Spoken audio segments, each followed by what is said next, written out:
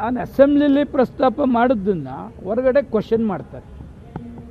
ಆ ಕ್ವಶನ್ ಮಾಡೋ ಸಂದರ್ಭದಲ್ಲಿ ನಾನೇನು ಮಾಡಿದೆ, ಅಕಸ್ಮಾತ್ ನೋಡಪ್ಪ ನಾನು ಬಿ ಜೆ ಪಿಯಿಂದ ಸಸ್ಪೆನ್ಷನ್ ಆಗಿರ್ಬೋದು, ನಾನು ಮನಸ್ಸು ಮಾಡಿದ್ರೆ 2 ದಿವಸದಲ್ಲಿ ನಾನು ಎಕ್ಸ್ಪೆಲ್ನ ಕ್ಯಾನ್ಸಲ್ ಮಾಡಿ ಮತ್ತೆ ಬಿ ಜೆ ಪಿಗೆ ಬರ್ಬೋದು. ಆ ಥರ ಯೋಚನೆಯನ್ನು ಕೂಡ ನಾನು ಮಾಡಲಿಲ್ಲ.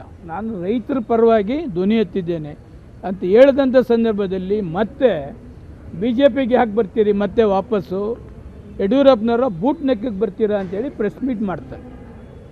ಅದಕ್ಕೆ ನಾವೆಲ್ಲ ಕೂಡ ಭಾರತೀಯ ಜನತಾ ಪಕ್ಷಕ್ಕೆ ಸೇರಿದವರು, ಕಾಂಗ್ರೆಸ್ಸಿಂದ ಹೋದೋ ಜೆ ಡಿ ಎಸ್ಸಿಂದ ಹೋದೋ ಯಡಿಯೂರಪ್ಪನವರು ಗೌರವಯುತವಾಗಿ ನಮ್ಮನ್ನೆಲ್ಲ ನಡೆಸ್ಕೊಂಡಿದ್ದಾರೆ. ಅಂದರೆ ನೆಕ್ಸ್ಟ್ ಯಾರಾದರೂ ಬಿ ಜೆ ಪಿಗೆ ಬರಬೇಕಾದ್ರೆ ಯಡಿಯೂರಪ್ಪ ಅವ್ನ ಮಗನ ಬೂಟ್ ನೆಕ್ಕೊಂಡು ಹೋಗ್ಬೇಕಾ? ನಮಗೇನು ಸ್ವಾಭಿಮಾನ ಇಲ್ವಾ? ಅದಕ್ಕೆ ಯಡಿಯೂರಪ್ಪನವ್ರಿಗೆ ಮತ್ತು ಸಂಘ ಪರಿವಾರದವರಿಗೆ ಒಂದು ಲೆಟ್ರನ್ನು ಕೂಡ ಸುದೀರ್ಘವಾಗಿ ಬರೆದಿದ್ದೇನೆ.